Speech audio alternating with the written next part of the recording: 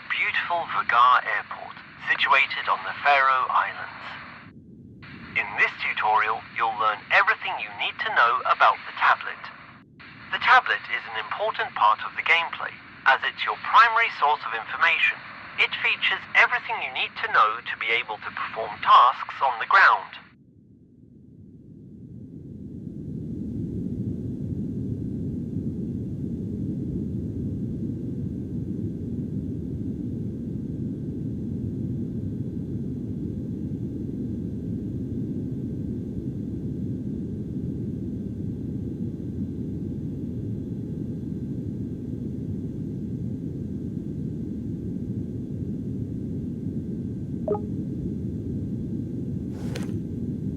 In the first tab from the left, named Operations, you'll discover and find all data about incoming and outgoing flights you're due to handle.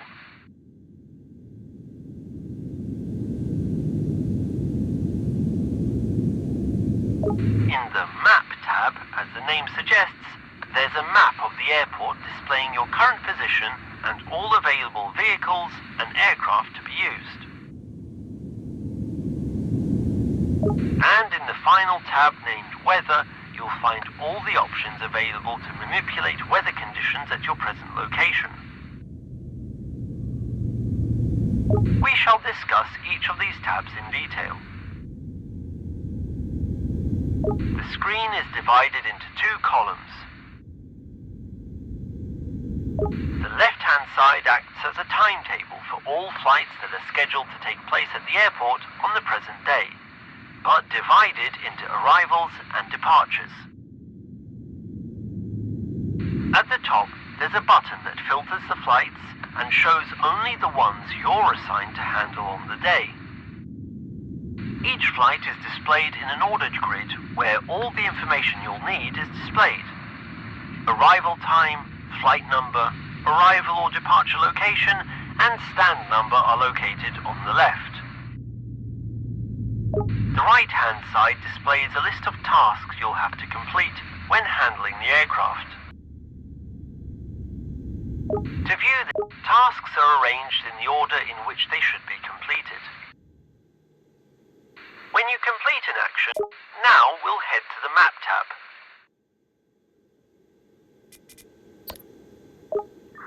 Whilst at Vagar, you won't need the map too much. However, at larger airports such as Keflavik or Warsaw, it will be a major player in getting to where you need to be. The map features will show you the quickest route to your destination and, in addition, the location of available airport vehicles, aircraft and aircraft stands. Pretty much everything to help you navigate the apron. To navigate the map, use the controls displayed on screen. To zoom in and out, use the controls displayed on screen. To rotate the view, use the controls displayed on screen. The GPS view is always centered on your position and rotates around it. And finally, the Weather tab.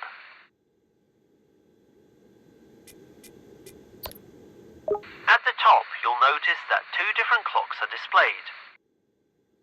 The first one, from the left, displays the local time at the airport, and the second one shows UTC time, which is used as a common time zone in aviation. UTC time is calculated relative to the prime meridian, passing through the famous town in the United Kingdom, Greenwich, which is also known as. Below the clocks, you'll find a slider that allows you to manipulate the time in AirportSim. And under the slider, you'll find a calendar where you can select any date. Try it for yourself and see how the height of the sun changes depending on the time of year. The Live button will automatically set the date, time and weather conditions to what they currently are in your present location. In this instance, the weather data is fetched and based upon the most recent METAR weather data at Vagar Airport. The Apply button is used to apply the selected time in-game. At the very bottom, there are weather presets that you will be able to select to to recreate predefined weather conditions. Some selected conditions, such as cloud cover and storm, cannot be manipulated once applied. Using the sliders, you'll be able to change and adjust individual weather conditions. On the left, there is a visualization of the cloud height. The lower line corresponds to the height of the cloud base above sea level. The upper line displays the height of cloud tops above sea level. Adjustments of weather conditions are done in real time and do not need to be applied like time changes. Good job! You've now learned how to use the tablet in AirportSim. In the next tutorial, you'll be on your way to learning the basics of ground handling.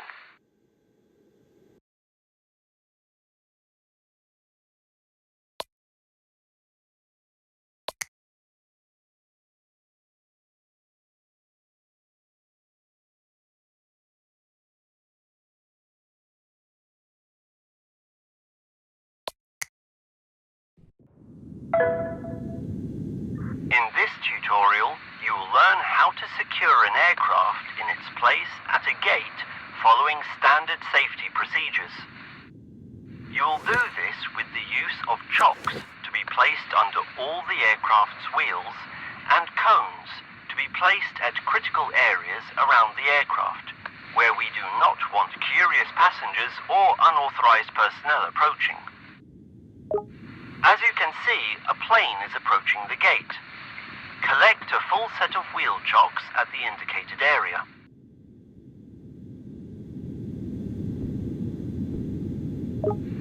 The aircraft has arrived at the gate, and its engines and all beacon lights are switched off. You may safely approach the aircraft's front set of wheels. Place a set of chocks under the wheels. To do this, approach and point at the front wheels and press the displayed button to place a set of chocks. Great! I think you've got the hang of it. Repeat the same process for the rear left and right wheel sets. Now head over to the indicated set of cones. To raise them, press the displayed button, click the displayed button to rotate them upwards, and use the displayed button to position them. To throw the object, hold down the displayed button. Just like with the chocks, place the cones in their indicated areas. The order in which you do this doesn't matter.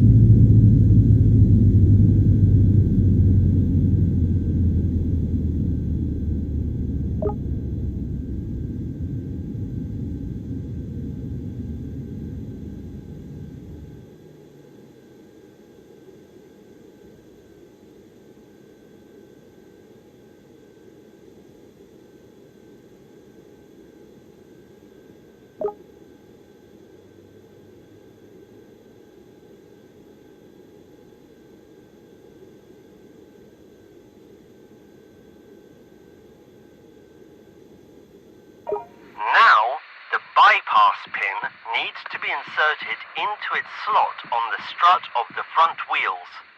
The purpose of this pin is to prevent the cockpit crew from having any steering control of this wheel, as it can pose a danger to the crew on the ground if moved accidentally.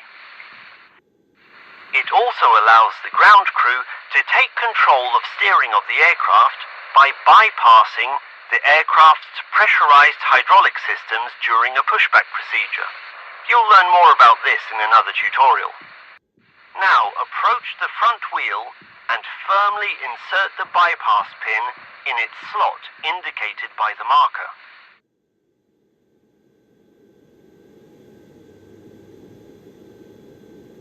Congratulations! You have just prepared and secured the aircraft for parking and further servicing. Now, we will present you with the same scenario, but in reverse. You'll need to collect all the previously placed safety articles efficiently and safely. At Vagar Airport, we have a unique situation where an aircraft can leave the stand and taxi without being pushed back onto the taxiway. This means the final step of this process will be taking the bypass pin out of the front gear strut, and the aircraft can go on its way. The aircraft has already been serviced and is waiting for it to be released from the ground crew's hands. Each parking gate or parking stand is identified by a red or white perimeter outline. When the aircraft is in motion and its engines are running, no unnecessary objects, vehicles or personnel should be inside this area. This is due to the risk of the aircraft colliding with a vehicle or unwanted objects being sucked into the engine. If such a situation occurs and the area is not clear, you'll be notified through your in-game tablet. Collect the cones and wheel chocks and place them in safe areas outside the parking stand's perimeter. Finally, head back over to the aircraft, remove the bypass pin and leave the area.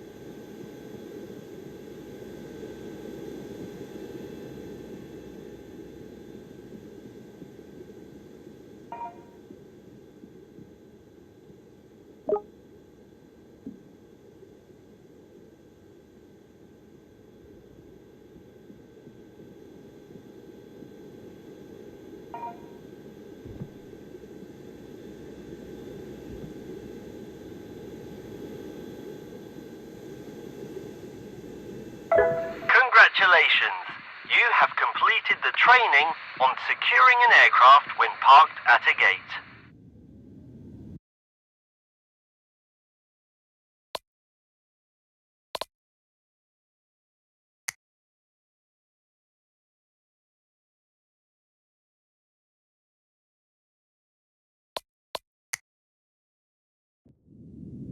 Now, I'll teach you how to operate a ground power unit, which is known as GPU in aviation jargon. You're probably wondering, what exactly does the GPU do? Besides what its name gives away, let me explain that to you. After landing, the aircraft generates electricity from the engines. But as you may have noticed, the aircraft shuts down its engines faster than we can connect and start the GPU. Shortly after landing, the crew start the Auxiliary Power Unit, or APU for short, which will generate electricity for the aircraft until we, the ground handling crew, connect the GPU to the aircraft, which will power the aircraft more efficiently and at a lower fuel price. During this time, the cockpit crew and ground handling can perform their assigned tasks without a cut in power to the aircraft.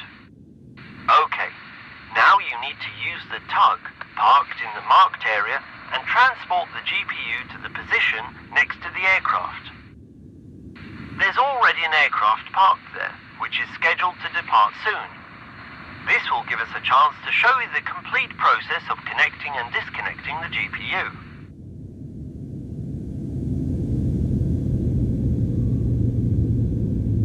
Before you start, you need to connect the GPU to the tow hook of the tug so that you can transport it. It's quite simple. You need to back up the tug so that the hook is close to coupling with the GPU. Then get out of the tug, Approach the rear and follow the action displayed on the screen to couple them together.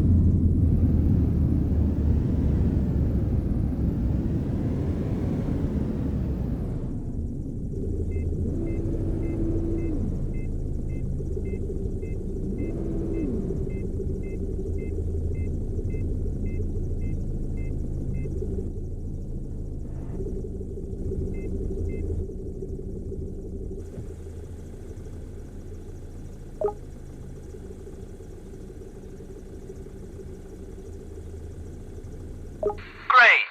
Just remember that you hook and unhook other trailers in the same way. Hop back in the tug and head over to the aircraft as indicated.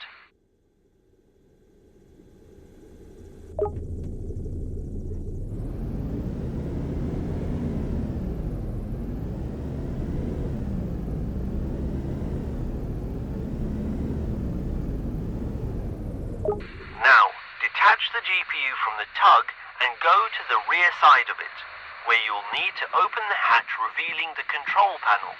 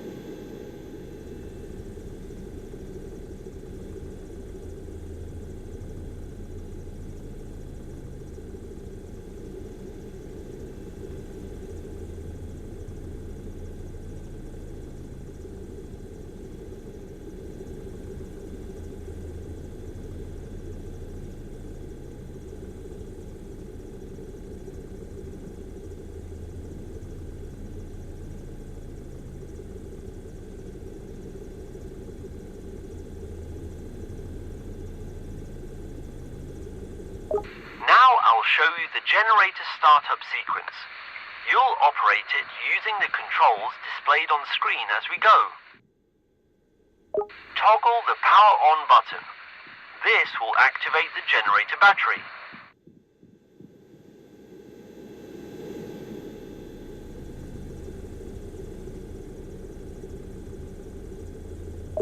Now you'll need to hold down the engine start button for approximately 3 seconds until the engine starts.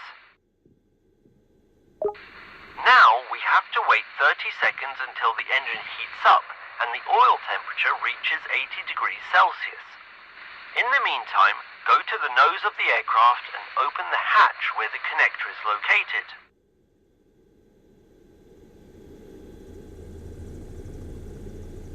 Great!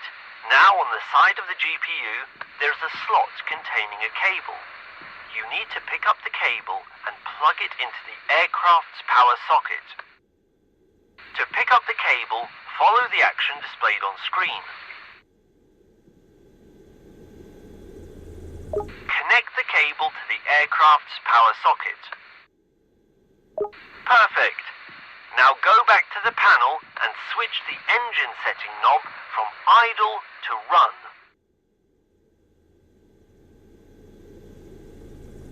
Then press the DC output button to the on position.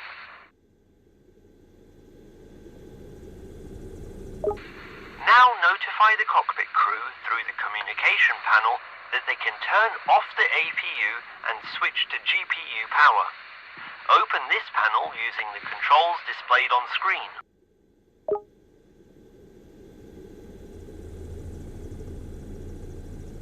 Navigate to the flight deck option, then APU, and then turn off the APU.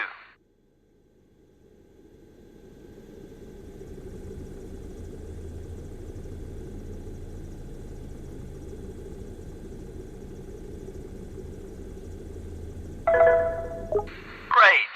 Now the aircraft is powered only by the GPU, and the rest of the ground crew and the aircraft crew can continue with their work. Now it's time to teach you how to disconnect an aircraft's ground power prior to departure. Obviously, we can't just unplug the cable and leave the crew without power. When you finish all your other tasks and it's time to disconnect the GPU, you'll need to inform the crew that they can start the APU. We'll teach you how to do that on this aircraft. Head over to the indicated area. Approach the aircraft from the side where the GPU is parked. Your task now is to notify the cockpit crew that they may start the APU. To do this, open the communication panel using the controls displayed on screen. Select Flight Deck, APU, and Start APU.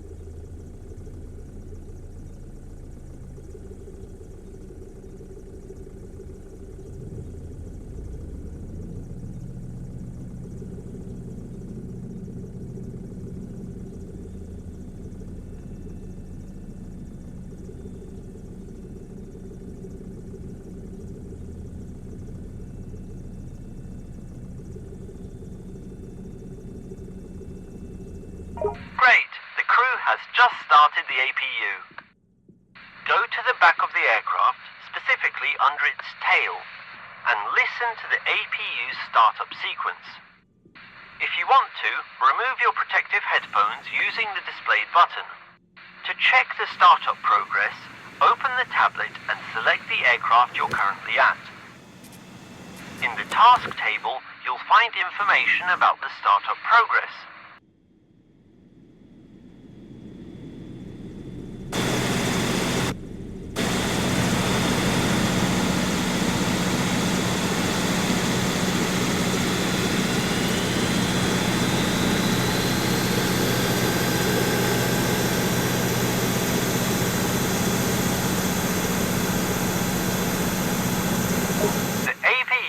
Now fully operational.